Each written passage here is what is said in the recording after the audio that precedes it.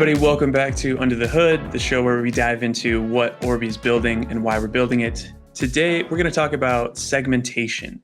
So something came in my news feed about a company that announced real-time segmentation. And I just want to quickly shout out CDP Institute. If you should follow this, sign up for their newsletter. You get to see things in all sorts of industries about like new tech that is being built right now. But always call Orbee after you read that, because we likely are already thinking it or doing it. Exactly. So I'm talking about Optimizely's introduction of real-time segmentation to deliver next generation personalization.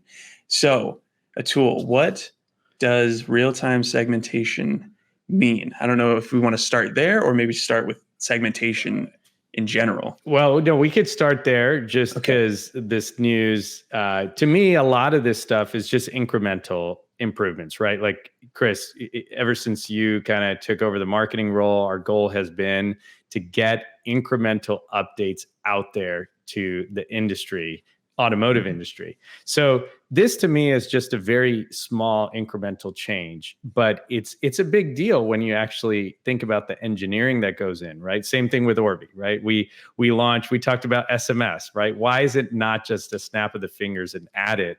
Is because there's so much underneath. So what real-time segmentation, why it's special is because we have to look at what traditional segmentation did.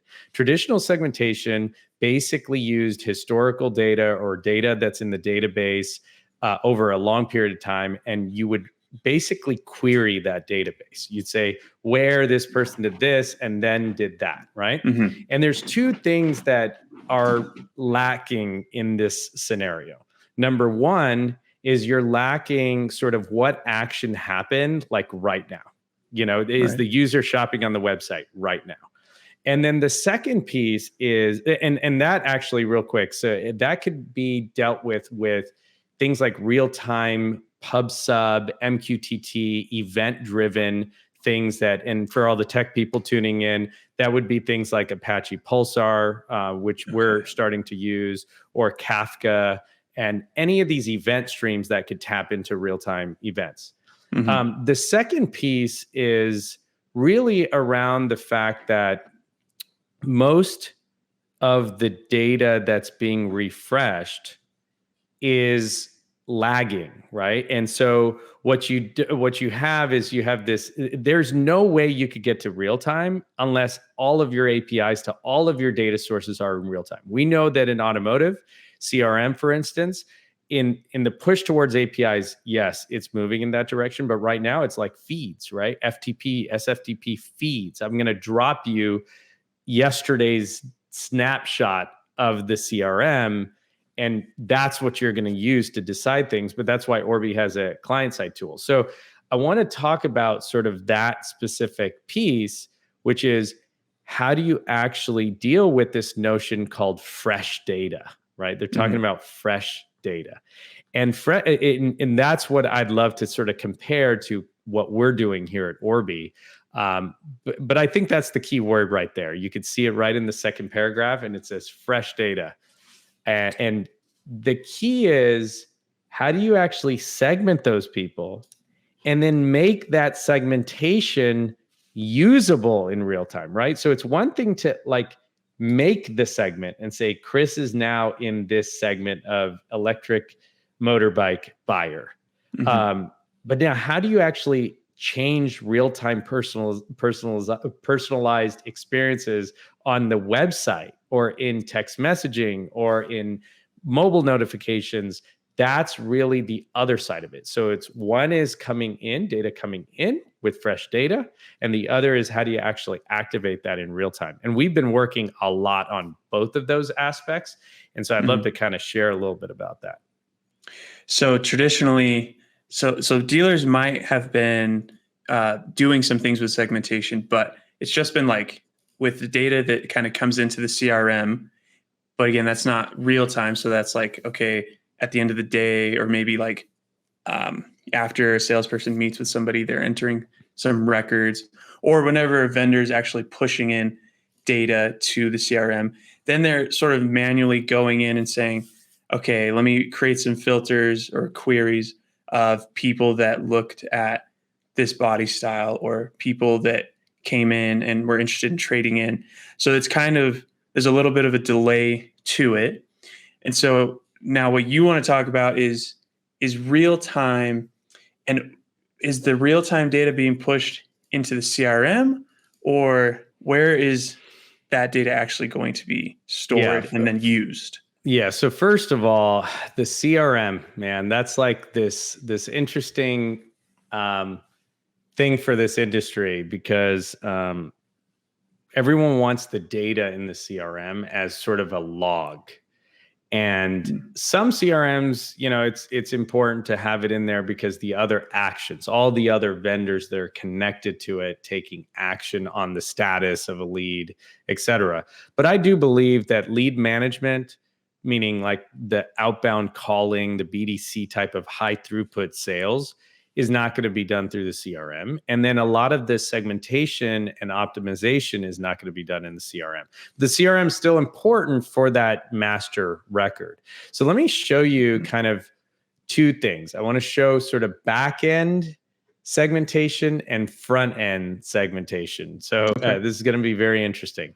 So front end segmentation or client side segmentation is the ability to take the data that's being created real time on the client side. And when we say client side, that means mobile phone, browser, phone call. It's client side. It's a tech term.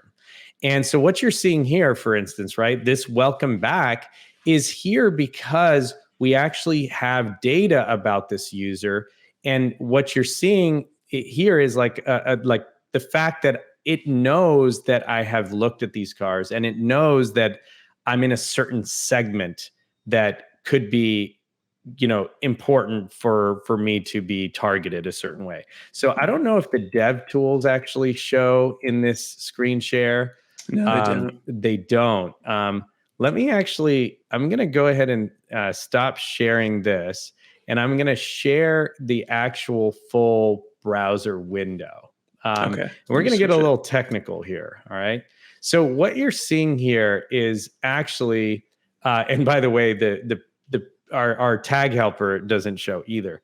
But when you talk about client side, I could actually go into this user and pull up Orbee's state. Okay, what is a state? The state is on this browser.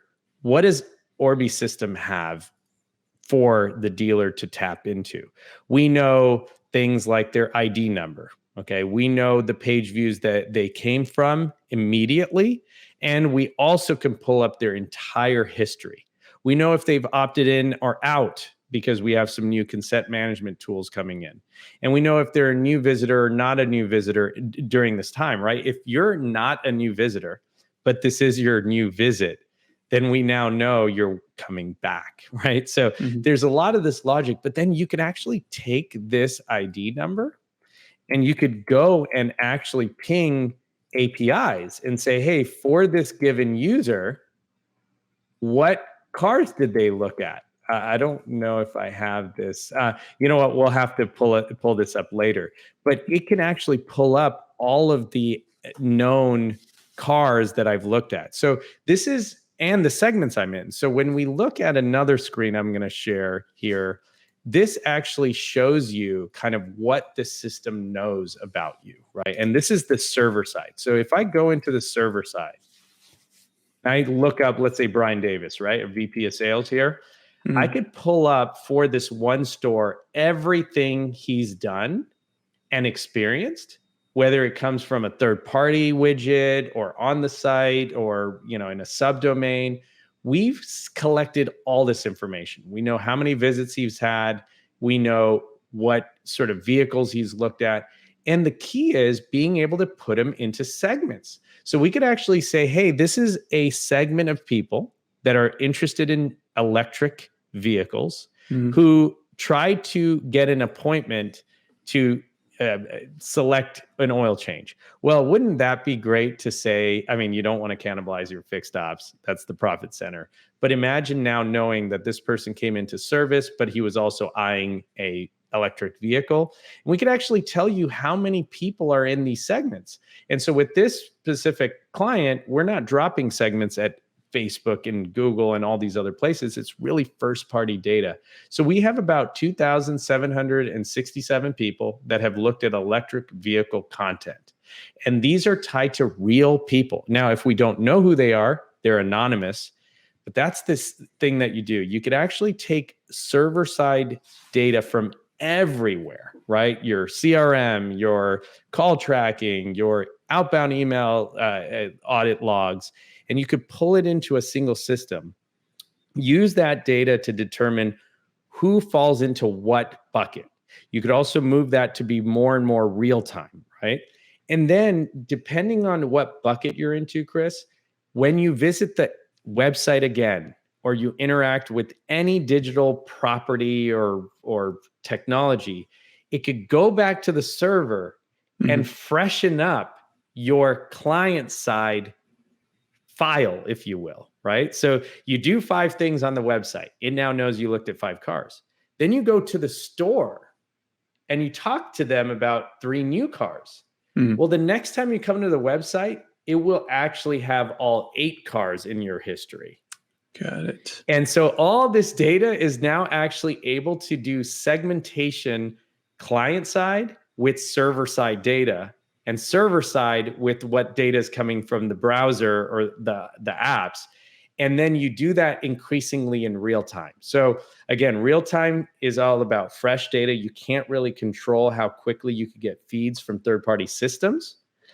Even with Zapier or with a lot of the tools that exist outside of auto, it's not like QuickBooks will integrate with Shopify like down to the minute. Now you have things like webhooks and things like that, but if you're a high throughput e-commerce site, are you going to really webhook 1 million times a day on every visit? No, you're going to probably do sort of Snowflake-like back-end data dumps. And that's the issue with segmentation is you could have done, Chris, 5 things since yesterday. And if I'm not applying that data into my communication with you, then it's kind of pointless. And in fact, in auto, I see a lot of that happening where the client side activity right now is not being used for that messaging, targeting, segmentation. Yeah, it seems like a big problem because it's just inefficient where you're building these audiences based on segmentation. And if there's any kind of delay, then the lists that you ultimately use to send out emails or to retarget on Facebook and Google, they're not actually accurate. You could be missing out on people and not targeting people that looked at a vehicle recently. So you're kind of down to like 10 minutes ago. Right. Yeah. And we have a lot of work to do, both as an industry and as Orbee and a lot of our partners. But all of our clients are demanding more integration and more access into those data creation places, if you will, right? Data is being created everywhere and it's all siloed. And number 2 is we're actually launching in the next week or 2. I know it's like kind of in the sort of the staging of our platform where I could see new features, but we're launching this concept called profiles, right? Traditionally, we've had leads and call tracking and CRM data, but as we've accumulated all these data sets, we've had our own sort of disjointed things. That's why like I get dizzy in Orbee's own silos of data, much less the whole industry, but it's all being converged into a single view called a profile. And that profile will now have your CRM activity, every single record, like every call, everything that the CRM has, where it's going to be in this CDP. All right. Everything you did on the web, up to near real time. We're at like 15 minutes. We'll get there, closer and closer. If you did call tracking, if you're using like Orbee's call tracking and they call in and they're on the phone for 7 minutes and the CRM doesn't even know that yet because the salesperson hasn't even logged it there yet. And we haven't gotten the daily feed yet for today's events, Orbee will already know. and leads that are posted to the dealer through third-party ADF posts. All of that is going to be in a single view. And then from there, you get near real-time segmentation on the client side, on your websites, and server side for back-end processes. So it's very timely. We could probably put out a press release for that too.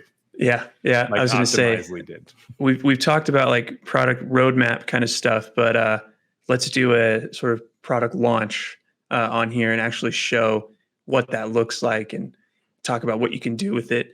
So that'll be exciting. We'll keep an eye out for that. You said in a week or so. Yeah, absolutely. Cool. Yep. All right, that'll be it. All right, I think that's it for today. Anything else you want to add? No, I think that's it. All it's right. A lot of stuff. I will say thanks for anyone who's tuning in. We're building up our own audience, but we're trying to go pretty deep for some people and then try to keep it. I actually truly believe that everyone in this industry, and I'm seeing this more and more, there are marketing people in these companies that are interested to learn more. And I've been at like sort of, Kane's NCM 20 groups. I was at one yesterday.